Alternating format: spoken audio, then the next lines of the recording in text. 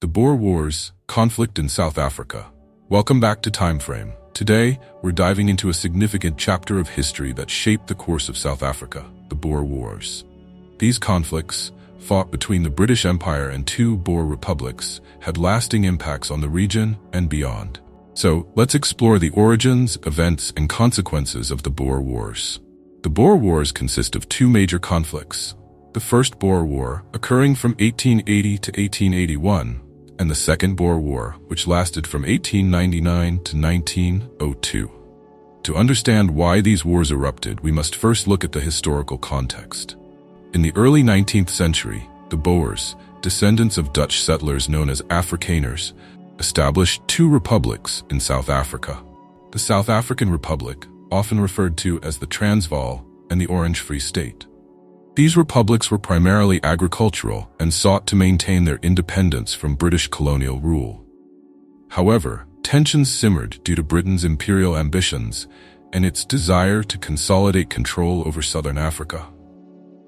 The First Boer War ignited when the British sought to annex the Transvaal. The Boers, fiercely protective of their autonomy, resisted. They employed guerrilla tactics, utilizing their knowledge of the terrain to outmaneuver the larger British forces. Ultimately, the war concluded with a Boer victory, affirming their independence and showcasing their resilience against the might of the British Empire. However, the peace was short-lived. The discovery of gold in the Transvaal in the late 1880s sparked renewed British interest and ambition. The influx of fortune seekers from Britain and other regions created tensions with the local Boer population. The British government, seeking to assert control, imposed new regulations that favored British interests, leading to further friction. By the late 1890s, the situation had escalated and the Second Boer War began. This conflict was marked by intense fighting and notable battles, including those at Modder River, Magersfontein, and Spierenkop.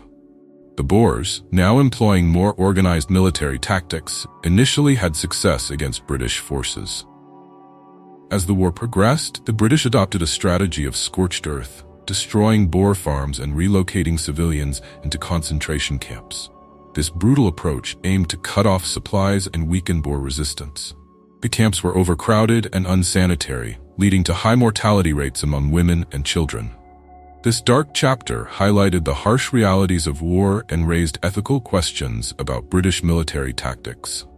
Despite the British's overwhelming resources and manpower, the Boer fighters demonstrated remarkable tenacity. The war continued for several years, but eventually the sheer size of the British military and their access to resources began to turn the tide. In 1902, the Boers surrendered, leading to the Treaty of Vereeniging, which brought an end to the conflict. The aftermath of the Boer Wars had profound implications for South Africa.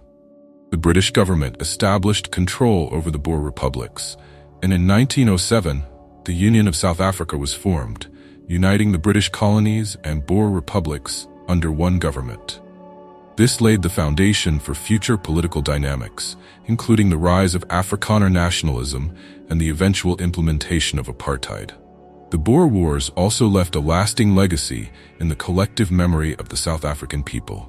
For many Afrikaners, the wars became a symbol of their struggle for independence and cultural identity. Conversely, for the British, the wars served as a reminder of the challenges faced in maintaining an empire. As we reflect on the Boer Wars, it's essential to recognize the complexities of this historical narrative.